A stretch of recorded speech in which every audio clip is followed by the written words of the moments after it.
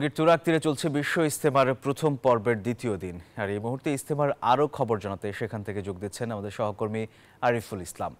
আরিফ, ইজতেমায় দ্বিতীয় দিনের কার্যক্রম কেমন চলছে জানাবেন আমাদের, সেই সাথে আইন শৃঙ্খলা পরিস্থিতি কেমন দেখছেন?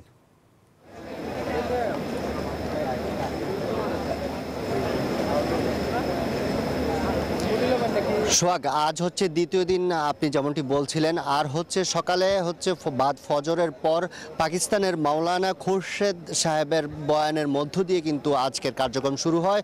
ওনার পরামর্শ এবং কোরআন হাদিসের আলোকে যে দিক নির্দেশনা, ওই দিক নির্দেশনা অনুযায়ী মুসল্লিরা এতক্ষণ ধরে ইবাদত বন্দিগি করেছেন। সেই সাথে তারা তালিকা তৈরি করেছেন কে কোথায় বা কখন কিভাবে দাওয়াতি কাজ করবেন, বা কারা কারা চিল্লায় যাবেন, কারা কারা 3 দিনের সফরে যাবেন, সেই বিষয়টি তারা তালিকা করেছেন। আর এখন হচ্ছে দুপুরবেলা ঠিক এখন এই মুহূর্তে একটি বিরতি চলছে গোসল এবং খাওয়া দাওয়ার যে বিষয়টি রয়েছে সেই জন্য এখন বিরতি চলছে। এখন মুসল্লিরা যে যার যার কাজকর্ম সেরে নিচ্ছেন এবং যার যার ব্যক্তিগত যে কাজগুলো রয়েছে সেগুলো তারা সেরে নিচ্ছেন।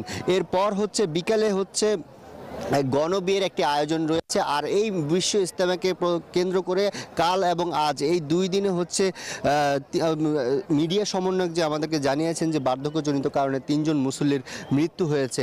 আর 58তম পর্বের প্রথম ধাপের আজকের দ্বিতীয় দিন কাল হচ্ছে সকাল 10টায় হচ্ছে মুনাজাতের মধ্য দিয়ে প্রথম ধাপ শেষ হবে। এরপর হচ্ছে 4, 5, 6 এরপর হচ্ছে জুবায়েরপন্থী যেই মুসল্লিরা রয়েছেন তাদের দ্বিতীয় ধাপের বিশ্ব ইজতেমা অনুষ্ঠিত হবে।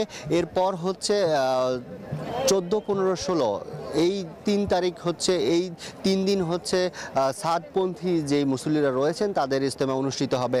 আর এই বিশ্ব ইজতেমাকে কেন্দ্র করে কিন্তু এখানে প্রায় 4টি ভাসমান সেতু তৈরি করা হয়েছে সেনা সদস্যদের সহায়তায়, BAWT এর সহায়তায়।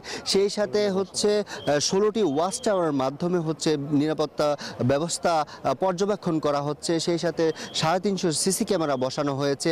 আর এখানে মুসল্লিরা একটি অভিযোগও করছেন, তারা বলছেন যে অন্য বারের তুলনায় এবার বিশ্ব ইজতেমায় মাইকিং সিস্টেমটি আরও একটু ভালো আশা করেছেন। মানে তারা বলছেন যে মাইকিং সিস্টেমটা যদি আরও একটু বাড়ানো যেত সেক্ষেত্রে একটু ভালো হতো।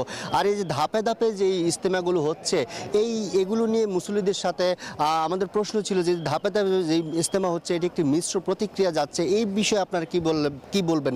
তারা বলছিলেন যে বিশ্ব ইজতেমার যে জায়গায়, এই জায়গা লাখ লাখ মুসল্লিদের যে সমাগম, এই সমাগমকে সামাল দিতে, সুশৃঙ্খলভাবে ইবাদত বন্দেগী করতে, দিনের দাওয়াত পৌঁছে দিতে, সুশৃঙ্খলভাবে সবাইকে বোঝানোর জন্য, সবাইকে কোরআন হাদিসের আলোকে কথাবার্তা সুস্পষ্টভাবে সবার কানে কানে পৌঁছে দিতে, মানুষের অন্তরে গেঁথে দিতে হচ্ছে যে তারা এই পরিবেশ সামাল দিতে হচ্ছে, তারা যে ধাপে ধাপে বিশ্ব ইজতেমার আয়োজন করেছেন যাতে কোনো ধরনের উচ্ছৃঙ্খল পরিস্থিতি বা মানুষের যে গাদাগাদি যে বিষয়টি সেটি যাতে না হয়, এই জন্যই কিন্তু ধাপে ধাপে তারা বিশ্ব ইজতেমা করতে আগ্রহ প্রকাশ করেছেন। এই ছিল বিশ্ব ইজতেমা থেকে আমার কাছে সবশেষ। সোহাগ। আরিফ, আপনাকে ধন্যবাদ।